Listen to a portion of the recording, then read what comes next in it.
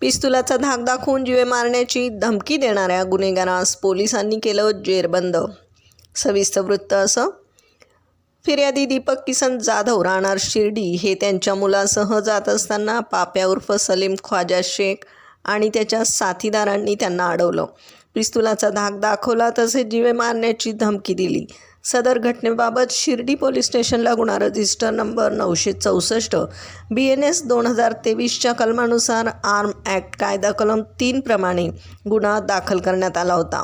Police अधीक्षकांच्या आदेशाने स्थानिक गुन्हे शाखेच्या तपास पथकाने कारवाई करत दिनांक 26 डिसेंबर रोजी प्राप्त माहितीनुसार आरोपी पाप्या उर्फ सलीम ख्वाजा शेख वय वर्ष 45 राहणार कालिकानगर शिर्डी यास ताब्यात घेतले। आरोपीला तपासकामी शिर्डी पोलीस स्टेशन येथे हजर करण्यात आले।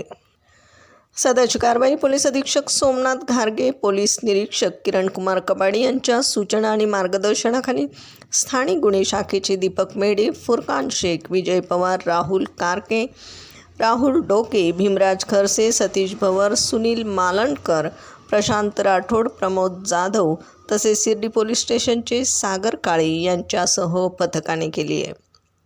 प्रतिनिधीसह महाराष्ट्र जनता न्यूज, अहिल्यानगर।